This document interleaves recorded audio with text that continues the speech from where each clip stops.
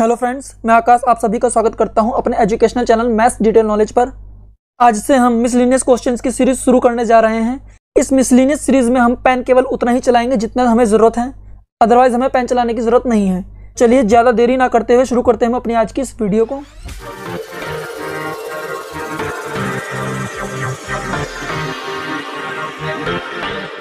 मैं 37 मिनट में एक निश्चित दूरी पैदल तय करता हूँ तथा बाइक द्वारा वापस आता हूँ। मैं 55 मिनट में दोनों ओर की यात्रा पैदल तय करता हूँ। दोनों ओर की यात्रा बाइक द्वारा तय करने में लिया गया समय क्या होगा। इन्होंने हमसे कहा है कि निश्चित दूरी है, उस निश्चित दूरी पर पैदल जाने में और बाइक द्वारा वापस आने में जो समय लगा है वो 37 मिनट है। तो 2 बार पैदल जाने में और बाइक से वापस आने में कितना टाइम लगेगा? 37 + 37, यानी कि हम इसको कैलकुलेट कर लेंगे तो कितना आएगा? 40 + 40 80, 80 में से 6 गया तो कितना आ गया? 74, यानी कि 74 मिनट। फिर इन्होंने हमसे कहा है कि 55 मिनट में दोनों ओर की यात्रा पैदल तय करता है, यानी कि 74 में से हम 55 घटा देंगे तो हमारा कितना आ जाएगा? 74 - 55 यानी कि 19 मिनट। तो जो ये 19 मिनट है ये क्या है? तो ये क्या है? ये है दोनों ओर की यात्रा बाइक द्वारा तय करने में लगा समय। यदि एक लेख को 5% हानि की बजाय 5% लाभ पर बेचा जाता तो आदमी 5 रुपये अधिक प्राप्त करता। उस लेख की लागत मूल्य ज्ञात कीजिए, यानी कि हमें कॉस्ट प्राइस बताना है, क्रय मूल्य बताना है। हमसे कहा गया है 5% हानि, यानी कि एसपी हो जाएगा 95%। फिर हमसे कहा गया है 5% लाभ, यानी कि हमारा जो एसपी हो जाएगा वो कितना हो जाएगा? 105%। एसपी यानी कि सेलिंग प्राइस, यानी कि विक्रय मूल्य। कितना ज़्यादा हो रहा है? 10%। लेकिन हमसे क्वेश्चन में कहा गया है 5 रुपये अधिक प्राप्त करता है, यानी कि 5 रुपये। तो 100% कितना हो जाएगा? मल्टीप्लाई कर देंगे 10 से तो आ जाएगा हमारा 100% 50 रुपये के बराबर। और ये 100% क्या है? सीपीए यानी कि कॉस्ट प्राइस, यानी कि ऑप्शन ए इसका सही आंसर होगा। मीनू अपने वेतन का 40% भोजन पर, 20% घर के किराए पर, 10% मनोरंजन पर और 10% वाहन पर खर्च करती है। यदि एक महीने के अंत में उसकी बचत 1500 रुपये है तो प्रति माह उसका वेतन कितना होगा? यानी कि हमें उसकी पर मंथ सैलरी बतानी है कितनी होगी। तो उसका एक्सपेंडिचर जो खर्चा है वो कितना है? 40% भोजन पर, 20% घर के किराए पर, 10% मनोरंजन पर और 10% वाहन के खर्च पर, यानी कि टोटल कितना हो गया? 80%। यानी कि उसका एक्सपेंडिचर जो है वो है 80%।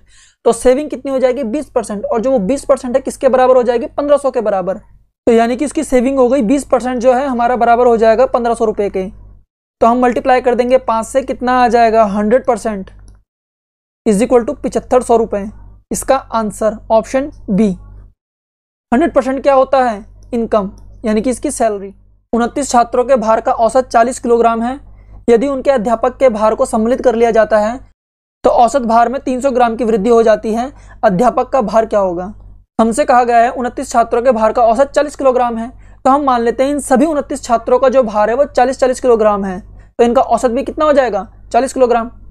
अब हमसे कहा गया है उनके अध्यापक के भार को सम्मिलित कर लिया जाता है, यानी कि हम अध्यापक के भार को भी अगर 40 मान लें, 40 kg, तो एवरेज पे कोई इफेक्ट नहीं पड़ेगा। सभी का वजन कितना हो जाएगा? 40 किलोग्राम हो जाएगा।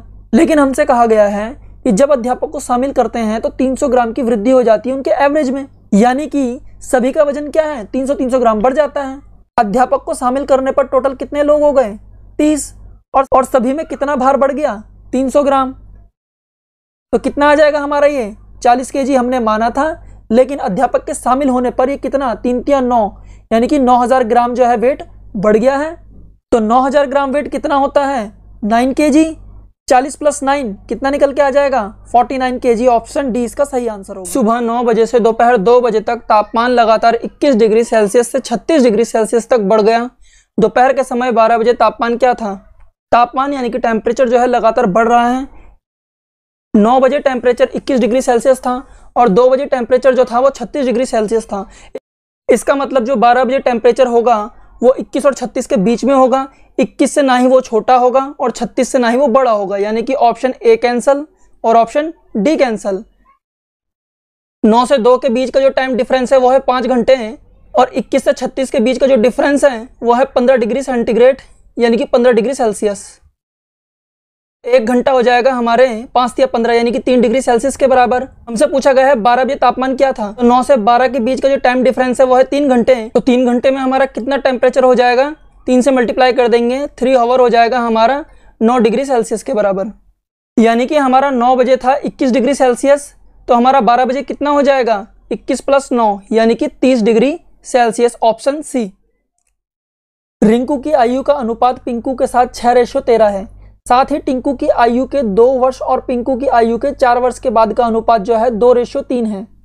यदि रिंकू और टिंकू की औसत आयु 15 वर्ष है, 3 साल बाद टिंकू की उम्र क्या होगी? इन्होंने हमसे कहा है टिंकू की उम्र क्या होगी, और क्वेश्चन में हमें यहाँ दिया गया है कि टिंकू की आयु 2 वर्ष बाद जो होगी पिंकू की आयु से 4 वर्ष के बाद का अनुपात इतना होगा। यानी कि जो टिंकू की 2 वर्ष बाद जो आयु है उसका अनुपात हमें 2 दिया गया है, यानी कि 2 वर्ष बाद जो आंसर होगा वो 2 का मल्टीपल होगा। और यहाँ हमसे कहा गया है 3 साल बाद जो है टिंकू की उम्र क्या होगी, ये हमें दिया गया है 3 साल बाद जो टिंकू की एज है वो। तो इसमें से हम 1 साल घटा देते हैं तो हमारे पास कितना आ जाएगा? 7, 11, 14 और 22। तो जो टिंकू है वो 2 का मल्टीपल होगा, यानी कि ये कैंसल। तो हमारे पास बचेगा ऑप्शन सी और ऑप्शन डी। अब हमें दिया गया है रिंकू और टिंकू, यानी कि रिंकू और टिंकू की जो औसत आयु है वो 15 है। तो इनका सम कितना हो जाएगा? 15 × 2 यानी कि 30। यानी कि रिंकू और टिंकू की एज कितनी होगी? रिंकू की आयु का जो अनुपात दे रखा है हमें 6 दे रखा है, वो भी प्रेजेंट में। तो प्रेजेंट में लाने के लिए हमें इसमें से 2 घटाना पड़ेगा। हमने 2 घटा दिया तो यहाँ पर आ जाएगा ये 12 और 20। और हमें क्वेश्चन में जो रिंकू का जो रेशियो दिया है वो दिया है 6, यानी कि जो भी वैल्यू होगी वो 6 के मल्टीपल में होगी। तो कितना आ जाएगा रिंकू की? 6 दूनी 12, 6 3 18 और 6 चौक 24। तो इसका मतलब है टिंकू कितना हो जाएगा? टोटल 30 होना चाहिए। ये 24, ये 6, ये 18, ये 12। यानी जो टिंकू की एज है वो प्रेजेंट में या तो 24, 18, 12, 6 होनी चाहिए। तो ऑप्शन हमारे पास 2 हैं, 12 और 20। तो यहाँ पर एक ही ऑप्शन आ रहा है 12 वाला। तो इसका मतलब हमारा सी ऑप्शन सही होगा। ये क्वेश्चन हमारा जो अभी हाल ही में IB का एग्जाम हुआ था उसमें आया था। तो इसको हम कैसे कैलकुलेट करेंगे? हमें दिया गया है 1 - 1/2 into 1 - 1/3 into 1 - 1/4 dot dot 1 - 1/100 whole power -0.5। तो सबसे पहले हम क्या करेंगे? इनको सॉल्व कर लेंगे। तो 1 - 1/2 कितना होता है? 1/2, ये हो जाएगा 2/3, ये हो जाएगा 3/4 और इसी तरह ये हो जाएगा 99/100। इनकी होल पावर 0.5 माइनस में 2 से 2, 3 से 3, इसी तरह से 4 से 4 और 99 से 99 कट जाएगा। तो हमारे पास कितना बचेगा आखिरी में? 1/100 की पावर -0.5। 0.5 कितना होता है? हाफ। तो हम इसको किस तरह से लिख लेंगे? ये आ जाएगा हमारा 1/100 की पावर 1/2। ये ऊपर जाएगा तो ये आ जाएगा हमारा यहाँ अंडर में 100, और अंडर 100 की वैल्यू होती है 10, जो कि है ऑप्शन ए। एक आदमी 3 घंटे 45 मिनट में कुछ दूरी तय करता है 4 किलोमीटर प्रति घंटे की दर से। यदि वह साइकिल द्वारा समान दूरी कवर करता है तो 16.5 किलोमीटर प्रति घंटे की दर से साइकिल द्वारा लिया गया समय क्या होगा? 3 घंटे 45 मिनट, यानी कि 45 मिनट का मतलब होता है 3/4। तो 3/4 + 3 कितना हो जाएगा? 4 × 3 = 12 और 3 15, 15/4 घंटे। तो 15/4 घंटे में कितनी दूरी तय करता है? हमें दिया गया है 1 घंटे में 4 किलोमीटर तय कर रहा है, तो 15/4 घंटे में कितना करेगा वो? 15 किलोमीटर करेगा। अब हमसे कहा गया है यदि वह साइकिल पर समान दूरी कवर करता है तो उसे 16.5 किलोमीटर प्रति घंटे की स्पीड से जाने में कितना समय लगेगा? 16.5 किलोमीटर चलता है ये 1 घंटे में, तो 1 किलोमीटर चलेगा 1 / 16.5 हॉवर में, और 15 किलोमीटर चलेगा 15 / 16.5 हॉवर में। पॉइंट हटेगा, 0 आएगा, 15 से कट जाएगा, 15 × 15 0, 15 × 15 15 × 15। सारे ऑप्शन हमें किस में दिए हैं? मिनट्स में। तो हम हॉवर हटा लेंगे और 60 से मल्टीप्लाई कर देंगे। तो कितना आ जाएगा? 60 × 100 / 11। 100 / 11 कितना होता है? अप्रॉक्स 9.9। कितना आ जाएगा हमारा? 9 × 54 और 9 × 54, यह आ जाएगी हमारी अप्रॉक्स वैल्यू 54.54। कहाँ पर है? Option C 54.55। अप्रॉक्स यही इसका आंसर होगा। एक मीनार की ऊंचाई h है और मीनार के शिखर का उन्नयन कोण अल्फा है। मीनार की दिशा में h/2 दूरी तक चलने के बाद उन्नयन कोण बीटा हो जाता है। तद अनुसार कॉट अल्फा और कॉट बीटा का मान ज्ञात कीजिए। हमसे कहा गया है हाइट क्या है? h है, और हमसे कहा गया है कि मीनार के शिखर का उन्नयन कोण अल्फा है, यानी कि ये अल्फा हो जाएगा। और मीनार की दिशा में h/2 दूरी चलने के बाद उन्नयन कोण बीटा हो जाता है, यानी कि h/2 ये यहाँ से यहाँ तक चला है, h/2 दूरी चल रहा है। इसका मतलब है टोटल पूरी कितनी हो जाएगी? h हो जाएगी। तो ये भी कितनी हो जाएगी? h/2 दूरी हो जाएगी। कॉट थीटा की वैल्यू जो होती है हमारी कितनी होती है? वो होती है बेस बटा हाइट।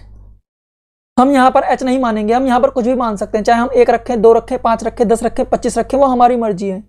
तो कैलकुलेशन को इजी बनाने के लिए मैं यहाँ पर 2 रख रहा हूँ, h की वैल्यू 2 रख देंगे तो यानी कि यहाँ कितना आ जाएगा, हाफ हो जाएगा यानी 1 और ये भी 1, तो हमें कैलकुलेशन करने में आसानी हो जाएगी।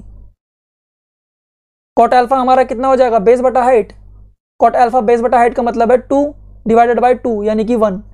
कॉस बीटा हमारा कितना हो जाएगा, बेस 1 और हाइट 2 यानी कि 1/2, माइनस में कितना आ जाएगा, 2 कम 2 -1 यानी कि 1/2 इसका सही आंसर होगा, यानी कि ऑप्शन बी। हम यहाँ पर केवल इवन नंबर ही रखेंगे, ऑड नंबर नहीं रखेंगे वरना वैल्यू पॉइंट में आएगी और कैलकुलेशन थोड़ी सी कठिन हो जाएगी। ए किसी काम को 8 दिनों में कर सकता है और बी उस काम को 3 दिन में नष्ट कर सकता है। ए 6 दिन तक काम करता है और बी अंतिम 2 दिनों से काम को नष्ट कर रहा है, तो अब काम खत्म करने के लिए ए को कितने दिन काम करना होगा। हमसे कहा गया है ए जो है 8 दिन तक काम कर सकता है और जो बी है वो उसी काम को 3 दिन में नष्ट कर सकता है। ये दोनों मिलकर कितने दिन तक काम कर सकते हैं, इनका एलसीएम हो जाएगा हमारा 24। तो इसका मतलब हुआ कितना आ जाएगा यहाँ पर, 8 तियां 24 और 3 अट्ठे 24। इसका मतलब हुआ जो हमारा टोटल वर्क हो जाएगा वो हो जाएगा 24 यूनिट और ए जो है वो एक दिन में 3 यूनिट काम कर सकता है और जो बी है वो एक दिन में 8 यूनिट जो काम है वो डिस्ट्रॉय कर सकता है। तो हमसे कहा गया है ए जो है 6 दिन तक काम करता है, तो 6 दिन तक ए का काम कितना हो जाएगा, 6 तियां 18। और हमसे कहा गया है बी अंतिम 2 दिन तक काम को नष्ट करता है, तो बी कितना काम नष्ट करेगा, 8 दूनी 16 यूनिट, यानी ए जो है वो 18 यूनिट काम करता है और जो बी है वो 16 यूनिट काम को डिस्ट्रॉय करता है। तो ओवरऑल यानी कि दोनों जो है कितना काम करेंगे मिलकर, वो करेंगे 2 यूनिट। टोटल वर्क कितना हो गया हमारा 24 यूनिट और इन दोनों ने मिलकर जो काम किया है वो क्या है, 2 यूनिट, यानी कि 2 यूनिट काम हमारा हो चुका है। तो बचा कितना, 24 में से 2 गए तो 22 यूनिट। तो 22 यूनिट काम को ए कितने दिन में करेगा, पर डे जो ए की एफिशिएंसी है वो है 3 यूनिट। 3 से डिवाइड कर देंगे तो हमारा आ जाएगा, यूनिट से यूनिट कैंसल, ये आ जाएगा हमारा 22/3 डेज, यानी कि 7 सही 1/3 डेज। ऑप्शन सी इसका करेक्ट। अगर आपको हमारी यह वीडियो पसंद आए तो आप हमारे चैनल को सब्सक्राइब कर लीजिएगा ताकि आने वाली ऐसी ही लेटेस्ट वीडियोस के नोटिफिकेशन आप तक पहुंच सकें। धन्यवाद।